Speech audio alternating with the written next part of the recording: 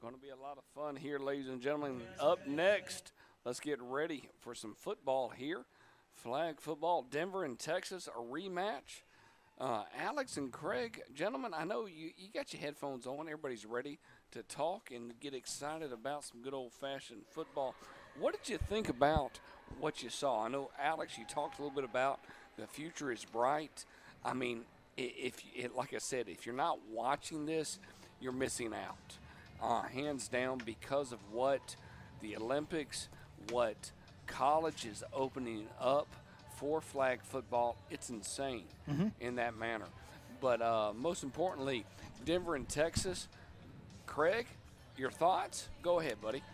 Yeah, I mean, it's where the sport of football is going to be going year-round. I can foresee it where you have a contact football in the fall, and then you have 7-on-7 or 5-on-5 flag football in the spring, and it becomes a year-round sport in more ways than one. All right. And I definitely like that concept. And just a little bit, roughly about, give or take, let's say about an hour and a half before we start our pregame show. What do you think about this right now? Alex, go ahead, buddy.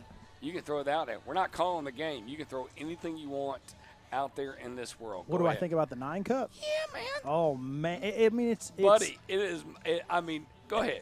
It's the biggest game of the year in a vacuum. But when you add to the fact that it is a rematch. It is a rematch. Of the Week 3 matchup, Mississippi and Texas Elite. It's a rematch of last year's 9 Cup. And not only is it a rematch of both those things, but that Week 3 matchup, it's Texas's only loss in the history of the franchise. Mississippi beat them by a point, and we get the rematch here coming up later tonight. And so is Texas going to get their win back? Is Mississippi going to continue to keep rolling? The big question mark for me is who's going to be playing quarterback for Mississippi? You've got Marlee Brown, who was outstanding the first part of the year, but then took a little bit of a step back in the last couple of weeks and in the playoffs and didn't play her best games down the stretch. They went with Regina Jackson, who was an MVP candidate this year, to really right that ship and get them back to the 9 Cup. And so do they come out with Marlee Brown at quarterback, which I think does make them all around more dynamic, or do they go with Regina Jackson, who has played lights out at receiver, running the ball, throwing the ball, whatever she's been asked to do? What do they do to open? That's going to be really exciting to see what they decide to do. And then, of course, for Texas, the big difference from that first matchup, the return of the 2-time MVP, Brittany Bushman, who was not in that first game. She's going to be playing tonight in the 9 Cup. What kind of a difference does she make? I mean, anytime you add an MVP to your team, it's exciting. It makes for the best storyline I think that we've, outside of maybe that original 9 Cup in 2019, it's probably the best storyline that we've had in the WNFC ever. And that's why we bring you on. I mean, bottom line is, if you did not hit your microwave to get some popcorn ready, I don't know what you're doing. Craig, I mean, bottom line is, Mr. Chapman, we all get to sit back and enjoy, but right now we get to see something we have not seen. This is the first year where we get Denver and Texas in a 9 Cup WNFC Flag Football Championship. Very interesting. If anything, it brings about, hey, where are we going in the world of football in general? I'm going to hand it over to both of you. Have a great time. I cannot wait. Don't laugh at me, old man. I see you. I see you on the cameras. Y'all enjoy yourselves, and I will talk to you at the end of the game. Well, more than we're going to enjoy ourselves, we're going to enjoy this game. Yep. Because last time these met earlier in the tournament, Denver beat Texas by 1 point, 13-12. Texas is going to start with the football. Whoa. The quarterback just got upended.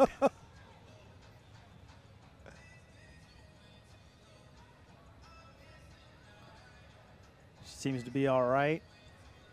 Quarterback for Texas is Marlee Marquez. And I believe that was Leilanni Lopez on the rush. Yeah, I don't think you can just run back there and tackle the quarterback. deliver the haymaker in the first play of the game. But she did. She draws the penalty, so we'll replay first down as they move the ball up to the 40-yard line right here.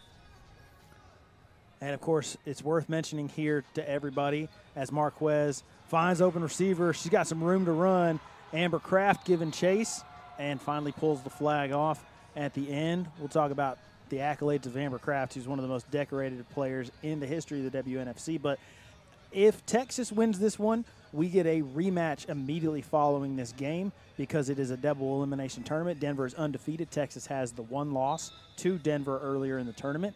And so if Texas wins, they stay alive and we play again. If Denver wins, it is over. Denver is the undefeated champions of the Flag Championship tournament. But Denver has 2 shots at it. They only have to win one of 2 games, whereas Texas has to win both in order to stay alive and become champions. I'm just curious how long Denver's been sitting. Texas has not been sitting for too long. We saw the Varsity Flag Championship, which was won by the Tropical Twisters. Congratulations again to them a few moments ago. Tackle made there by Lindsay Carrow. And, so Texas is – I wouldn't say that they've been sitting long enough for rust to be a factor. Denver, on the other hand. That's who I was talking about. I was talking about Denver. Right. Texas wasn't. They didn't rest for they had. I would call it the appropriate amount of rest, where they rested after back-to-back games. They got some time. They played 3 straight. 3 straight, and so they got needed rest, but not so much that rust becomes a factor. Denver, on the other hand, who knows? Rush comes in. Incomplete, and we'll see if they call that a sack. It was close. They did. That was either going to be a sack or it should have been an interception. It was a nice job to break that pass up, but that pass was late to the goal line, and the defender looked like she was completely content with knocking that ball down and not trying to intercept it. But yeah, Leilanni Lopez on the rush once again. Had the penalty earlier when she almost had the sack, but made a tackle rather than a flag grab. And if you're just joining us, something that's worth noting is as we have the 4th down play here, shot to the end zone over the head of everybody and incomplete. But, it's important to state that the flag grabs are not a given in this. If you're just joining us, if you've been with us all afternoon, then you've heard this for a bunch of times. About 5-6 games now. Apologies for the repeat, but for those of you just joining us, if you're unfamiliar with flag or you haven't really played it yourself or know a whole lot about it, I think a lot of people underestimate how difficult it is to rip the flags off. And so, that's going to be, I'm sure, a factor here in this one at some point.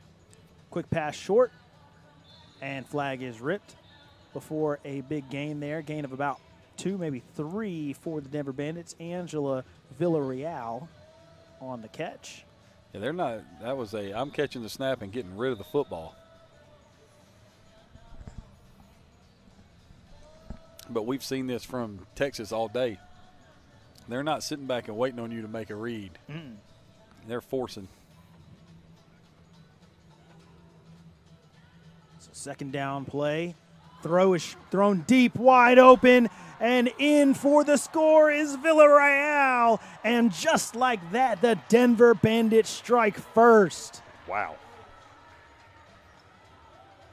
What an outstanding throw. And I was just about to say that the Elite Spartans have shown over the first 3 games that they are content playing a style of defense where they say, ours are better than yours.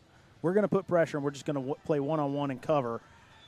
I was just about to say that, and then all of a sudden, Denver's one was better than Texas's one, at least on that play, because she got behind her in a hurry. And she made that catch with full extension. Was just a dot thrown there by quarterback Lacey Abell.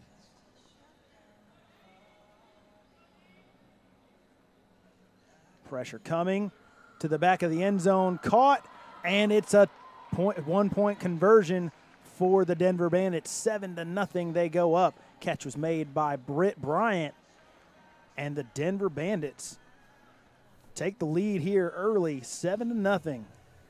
Well, they were able to get the stop against Texas, who got the football first. So right now, if you're Denver, this is going according to script. You get the stop, you go down and score.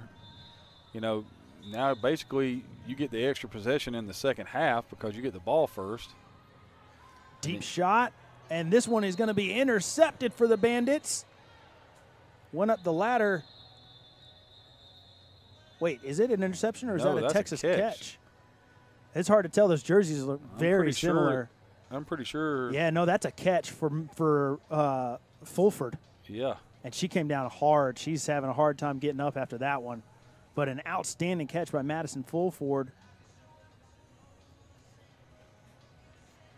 It was the turnaround and adjustment to the ball that made me think that it was an interception, because she went up and climbed the ladder like a DB usually does, coming down to pick a ball off. We saw earlier in the varsity flag tournament, young woman Desiree Blunt, who was climbing the ladder a bunch for the Tropical Twisters. Yeah, and Bo asked me about recruiting. I would have recruited Blunt and Beckett immediately. Yeah, excuse me, Destiny Blunt.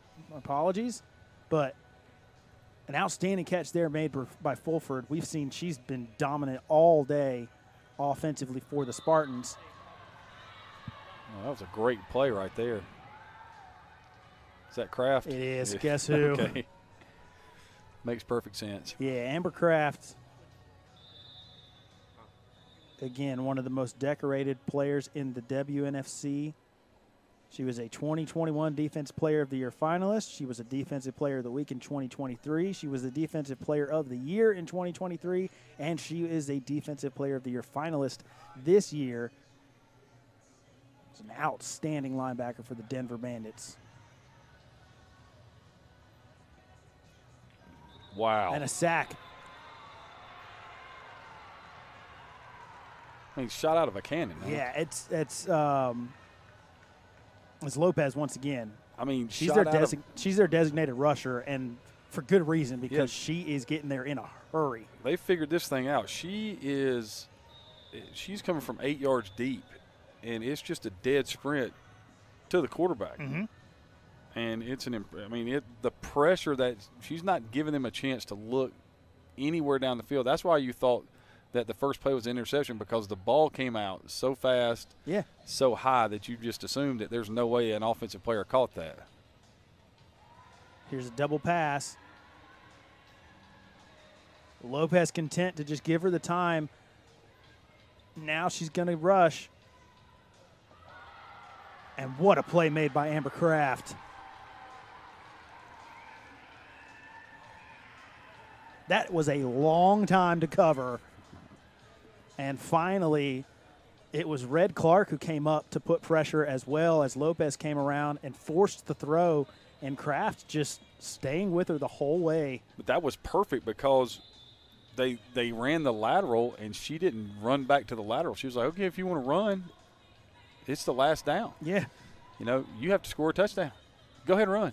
Yep. We're not letting you, do this. Stand there and watch, run, but we're not falling into that game.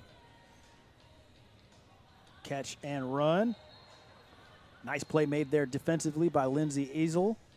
Second down and 11 for Denver right here. And catch was made by Brittany Bryant. But I like what Denver's doing on offense. They're getting the ball, and it's coming out of the hand. The launch point is, 7 or 8 yards deep right here. And they're kind of taking that rush game for Texas. Here's a double pass. She's got the quarterback, Abell. She's down the sideline, and it's going to be a first and then some. So, Coach, you were asking about rust? None. No. That you had that first little thing where you had the penalty on first down, and then the huge catch up the field, which looked like, hey, maybe they're sleepwalking a little bit. Then you get the defensive stop. You score in 2 plays. You get the next defensive stop. And then now you're inside, Texas territory again, sitting at first down, and, the offense is humming. Villarreal in motion. Fake the throwback to her. Finds in the shallow BB Salazar. Eligible center. I think everybody on the offense should be eligible. Of course you do. I mean, in every game. And if my guy catches on the sideline, he should be able to run. I think if I intercept the ball out of bounds, that should count. That's fair. Fair. I'm all in favor of that. And also the ground can cause a fumble. Yeah, as long as I can roll till you stop me. Yeah. Okay. We've just created down by contact, you know. Timeout.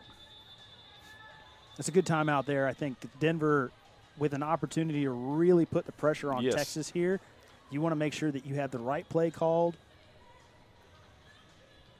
because you really need to take advantage here. I mean, Denver had an opportunity to see Texas play, and, yeah, they won the first game by a point and saw what Texas had, but then watching Texas rattle off those 3 in a row in dominating fashion, you know, pretty close with San Diego, but then, man, Vegas and Utah had no answer for the Texas offense or defense for that matter. Yeah, there was at one point in time they had scored over 50 points without allowing a point. Yeah.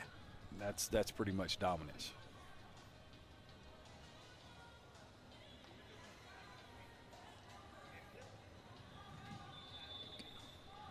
So Abell, the quarterback. Salazar, the center, snaps. Releases. Abell, short throw, and incomplete, well covered by Texas. That was Ashley McLean in coverage. I've seen McLean have a couple of really nice defensive plays earlier today. And is this fourth or third? This is fourth down. Third down. I think you only get 3, though.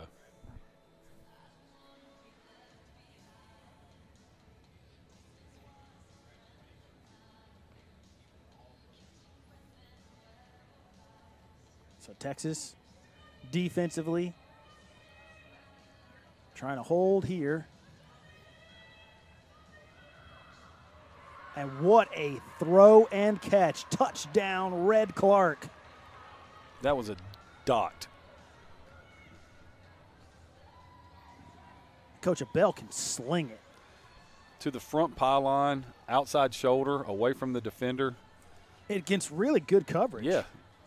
That is exactly how that ball is supposed to be thrown. I think that was Criner, who had an outstanding day earlier offensively. And it was really good coverage on Clark. But Abell just threw it where only Clark could catch it, and Clark with the toe tap on the sideline. Just a great play all around. So here's the 1-point conversion attempt. Back of the end zone. Intercepted. It's McLean. She's still going. And finally, Abell is able to pull the flag.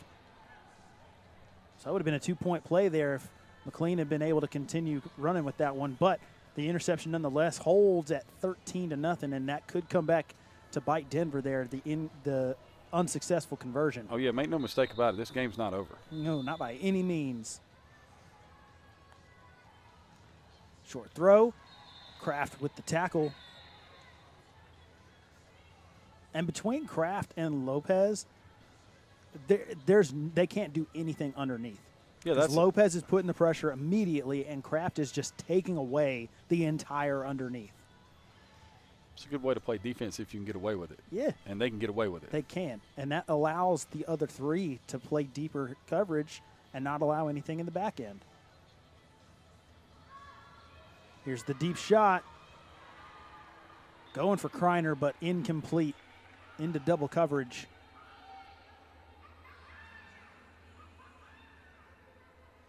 And that, I mean, they had routes on 3 levels right there.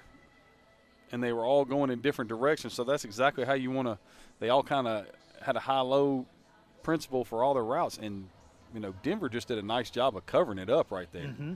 I mean Nick Matheson, Britt Bryant, and Lindsay Carrow are playing kind of that 3 shell with Lopez and Kraft taking care of the underneath. And it's just – there's no answer. A really nice catch there. But that flag ripped by Amber Kraft limits the damage for Fulford. So it'll be 4th down right here. Yeah, good to see Fulford back on the field. She took that hard shot on that deep throw and catch. Landed hard on her back, but this has been where Texas has, you know, thrown the ball quick to the center, running right down the middle of the field. Mm-hmm. I would be really hesitant to do that with Amber Kraft standing there. Yep.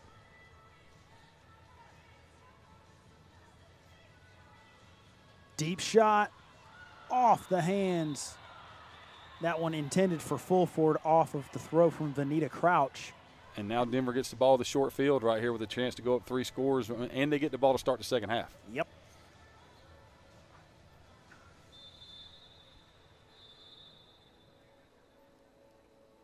Abell, middle. Catch is made. And Britt Bryant has a nice gain there on first.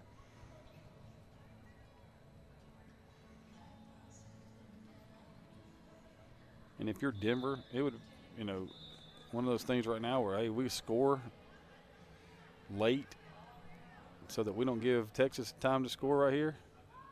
What a decision there. It's going to be Villarreal in for the score. And she's in. I was wondering if they were going to call her down at the 1, but she reached across and got the score. And Denver, just like that, puts another one on the board. What a play from Abell to roll right, find Villarreal, go in the other direction, and just dump it to her, and then Villarreal does the rest. And this has been kind of a shocking display. Yeah. From what we saw from Texas, and I think I said if Denver beat Texas, I need to see Denver play. Well, now I understand. This has been about as perfect as you can play in a half. Here's the handoff, Villarreal. Look in the back of the end zone, just out of reach of Clark. Wow. I'm not so sure. I wouldn't have tried to run for that one. I thought she was going to. I thought so, too. So a second failed point after attempt, but it is still a 3-score game for the Denver Bandits. 19-0. They take a lead, commanding lead over the Texas Elite Spartans. Are we at halftime? Looks like it. This long of a break definitely indicates that to me. Either that or Texas took time out. Possibly.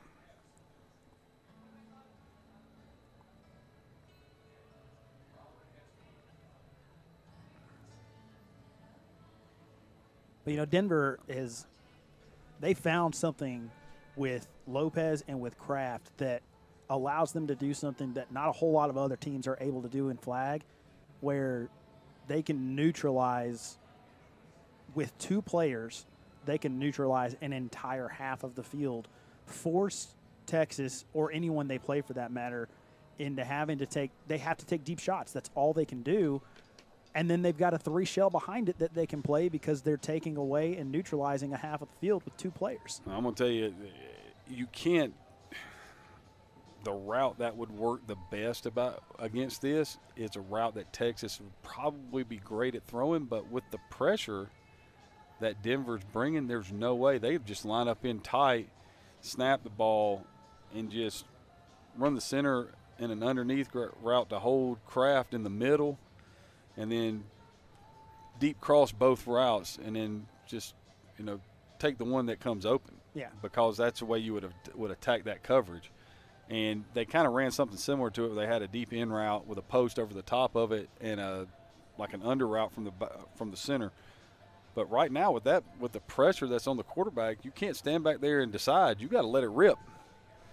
Yeah, I think this is probably halftime with how long this break has been. But if not, I think the answer for Texas has to be some kind of deception in the backfield with their quarterback, maybe rolling one way with the design of I'm going to come back the other way to try and neutralize the speed of Lopez at least a little bit, because obviously we've seen she's not going to give up on it. But with the speed that she's coming in, if you get her on an angle and then work back the other direction, that at least buys you a little bit of time where she has to plant, redirect, and then come back across. That gives a little bit of time for, like you said, some of those deeper route concepts to come open. But even then, you're not getting a whole lot of time with the way that Leilanni Lopez is rushing. Yeah, she is shot out of a cannon. And not only that, but she's there so fast that, it's grip it and rip it. So like they had that 4th and short right there in midfield. They probably wanted to throw that underneath route, but because Kraft never vacated her spot, she looked one time and then realized I'm going to have to get the ball out of my hands, and she saw the corner route was open, but when she fired it, rushed the throw and left it high because that receiver was open. It wasn't a bad call. It's just that, right now what Denver's doing to them on defense is speeding up the offense to the point where they're having to make decisions at a much rapider pace or a much more rapid pace than they have in the previous 3 games. I wasn't going to say it. Yeah, I'm not an English major or a teacher for that matter. That's why I teach history.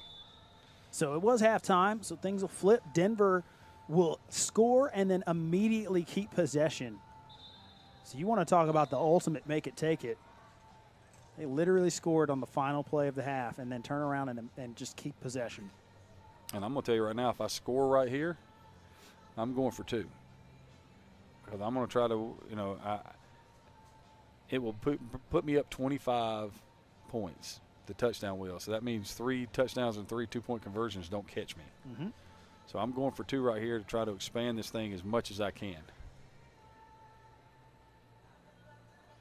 Second down. Abell looking left, finds Red Clark.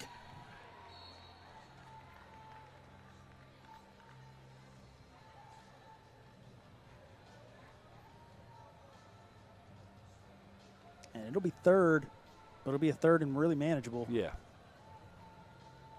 And I'd be surprised unless they have some kind of catastrophic loss that they won't go for it if they don't get the third. 3rd and 6.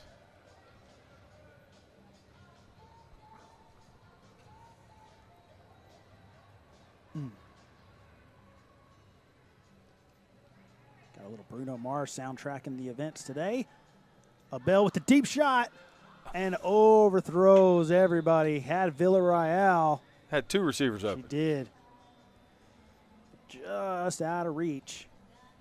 Villarreal was one, and I think that was BB Salazar was the other. And they are going to punt. It's a safe play. Yeah. It is the safe play right here. You punt the football, you back Texas up. There's a 0 on the scoreboard right now. And you know something I just noticed? Leilanni Lopez on the sideline has an ice pack taped to her head. So that doesn't look great, but it means that she's not on the field defensively. I think it's going to be Red Clark who's going to come on and is going to act as the rusher. We'll see how much more or less effective she is than Lopez. Down the sideline, and Fulford just about got away, but an excellent flag rip there for the Bandits. Limits the damage. It's going to be second down at the 46, which I think translates into the 26, something like that. It's all you, man. I just know it's 4 yards for a first down.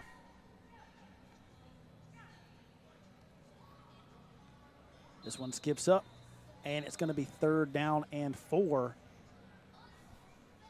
And Clark, who, Clark's been playing a lot of offense and has been great on offense, but it is a demonstrable difference over the first 2 plays, her rushing versus what Lopez was doing. Well, that time Clark got in there and put her hands straight up. I don't think she's rushing this time. I think she is. Here it comes. Going for the short route. It's going to be a first. Kraft can't pull the flag. Neither can the secondary defender. Touchdown. And Texas is in. Madison Fulford avoided Amber Kraft and Nick Matheson, which is not a statement that is often said. That was an outstanding move. And then to show the speed to outrun everybody else to the end zone, just an outstanding play.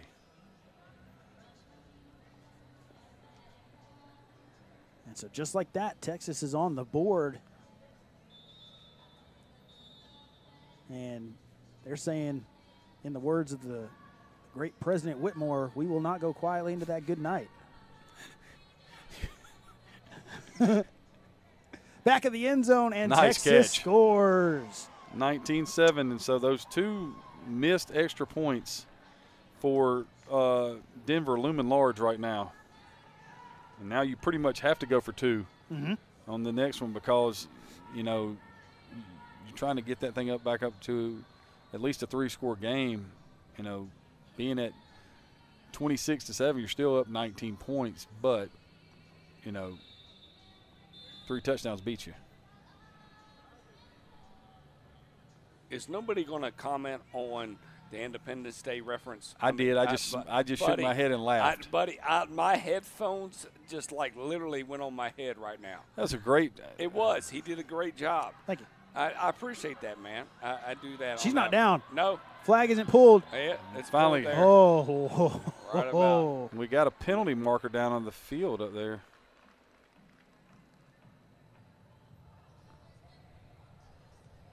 And I think this was BB Salazar on the catch and run. Yes. And it's a defensive They're going to penalty decline that that's penalty. declined. And So from what was going to be about a 3-yard gain, Yeah, second ends and up 2. going for 15. 18. Yeah. 2nd and 2.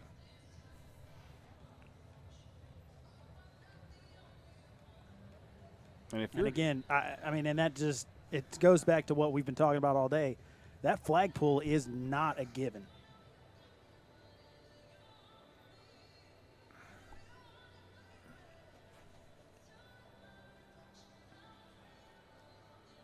Second and 2. Abell short. First to down. Clark. And they just get the first down and keep things moving along. Nice play there. Really good call, really well designed. Just, hey, you know what? We're just going to pick it up.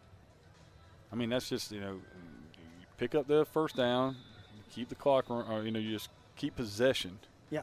All right? You would like to run about, 3 plays right here and score instead of scoring in the one play. You'd like to run 3 plays so you could run the time off of those. Here's the motion. Villarreal.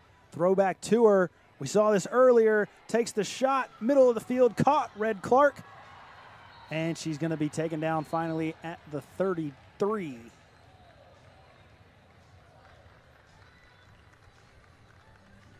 Denver says, okay. You went down the field and scored on us. We're going to take our time. We're going to dip into the bag of tricks that we have. All right. We're going to try to make it take as much time as we can while also putting some more distance between you and I on the scoreboard. Mm-hmm. Well, and it's the old adage, when you're trailing in the second half, Texas is now playing against the clock as much as they're playing against the Bandits. Here's Abell. Deep over the middle and incomplete out of the back of the end zone. And I think if she would have waited a 1/10 of a second, the route at the goal line was breaking wide open, and she fired that thing to the back of the end zone. But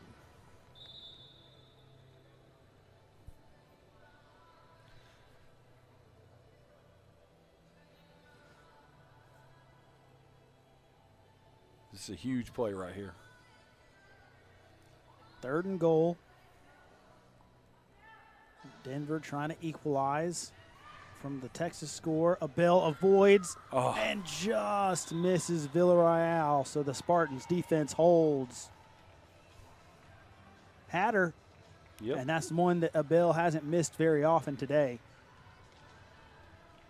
But the Texas defense holds, and they're going to take over with a chance to cut this to 1 score.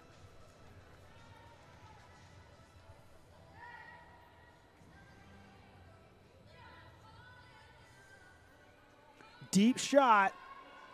Has a woman. But Fulford just overshot. Wow. She had Fulford with a step, She did. but Crouch just missed her.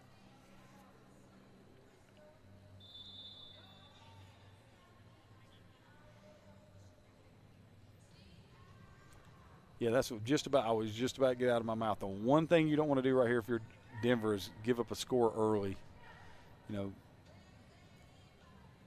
Crouch slings this one short, and Kraft with an excellent flag rip on Criner. We've seen Criner flash the ability to be really explosive, so that was a much-needed stop there for Kraft. 3rd and 8 right here. Fulford back in the game, probably need to pay attention to where she's at. Well, they got Criner in as well. So pick your poison.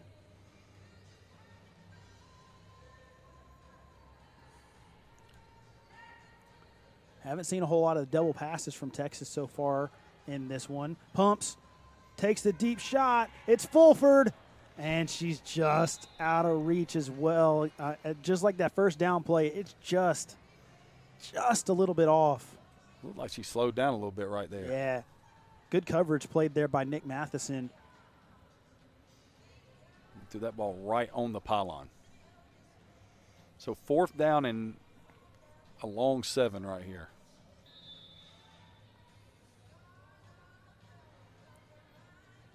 Here comes Lopez. Nope.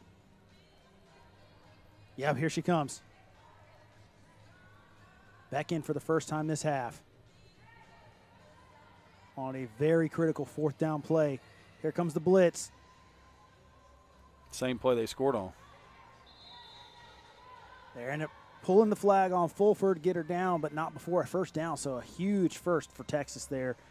And, you know, obviously we don't know what goes on as far as injuries and those kinds of things, but Lopez on that last one, a considerable slower rush. This one caught Fulford, and Kraft is going to take both flags just to show that she can. But if you're Denver right here, this is okay. Mm-hmm. You're making them. Forcing them to take a lot of time. Yep. And several plays to score.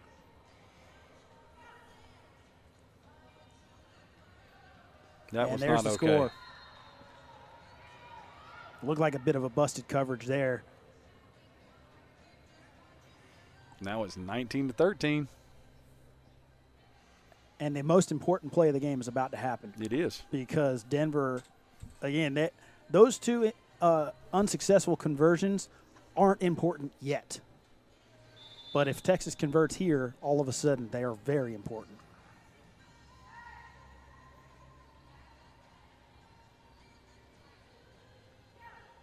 Here comes Lopez to the corner, and Fulford scores. 19-14. And now those extra point conversions that were unsuccessful are huge for Denver. But Denver's still in control. They have the ball. The clock is on their side. If they can either go down and score or bleed the clock all the way out, they can ice this one away. And we have no idea what the time frame is on the clock. So, Mm-hmm. But you have to think that as they hand it off to Villarreal here, tries to avoid and is eventually going to be stopped out of bounds. Gain of about 4. It's interesting that they ran the football right there. Well, just trying to ice this thing away. But you have to think a score here certainly puts it out of reach. First thing I'd be thinking is first down.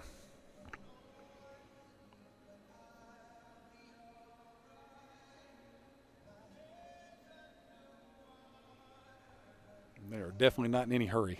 No. Under center. Play action. Gets it in the flat to Salazar. Timeout, Texas.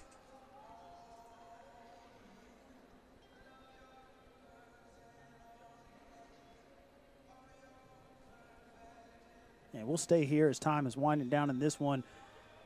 We've got the Denver Bandits taking on the Texas Elite Spartans for the WNFC Flag Championship. Denver leads 19-14. If they win, it is all over. They will be the undefeated champions. If Texas wins, if they can come back and win this one, we will run it back, and it'll be Texas versus Denver all over again with a fresh game, and that will be the championship. I can tell you who don't want that right now. Denver. They do not. Because Texas has found their rhythm, and they are starting to roll.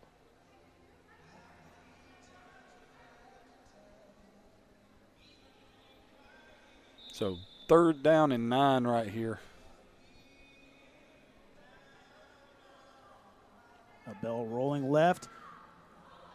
Flagged down, a critical penalty there for Texas. That is Lindsay Ezell, and she has played really well defensively all game. But right there, a tackle on BB Salazar. Her momentum took her as she was covering her.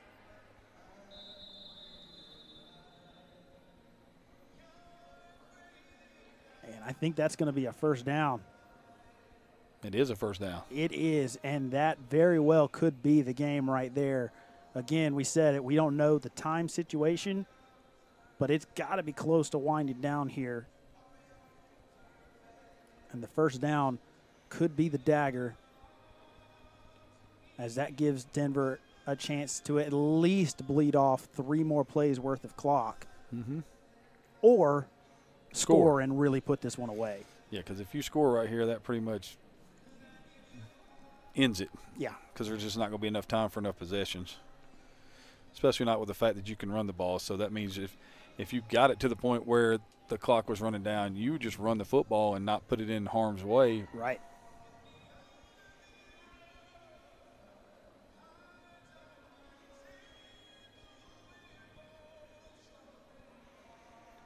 But I think Texas only got 1 timeout, so.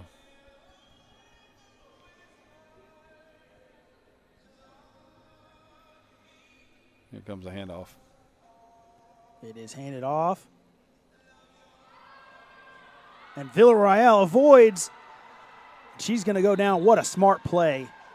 She could have got a few more yards and run to the sideline, but that would have stopped the clock, I think, maybe. I don't know. I think it just continuously runs. Yeah. I was thinking that as I was starting to say it, just thinking That's all right. natural football rules and football brain. And realized, I don't think that's how it works. But either way. What a great move. I thought they had her dead to rights right there for no gain. Now they're going to fake it and throw the little flat route again.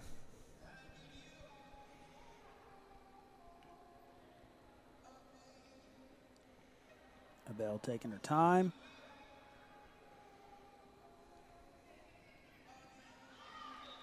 What a smart play. Just to run around, delay, and then just go ahead and just take the knee. And that is going to do it. Denver is going to bleed the clock out and win this one 19-14. And that gives you a champion of the WNFC flag tournament. The Denver Bandits hold off the Texas Elite Spartans here and win the championship. Congratulations to both teams for making it this far, but of course to the Denver Bandits on the victory here in the flag championship final. And the most important thing is, hey, guess what? We're about 2 hours away from kickoff.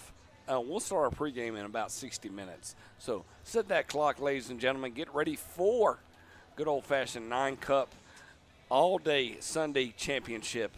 It's been a great day. Alex, Craig, thank you so much for chiming in here on the flag football. Glad for the whole crew on location at the start. And ladies and gentlemen, we'll see you soon.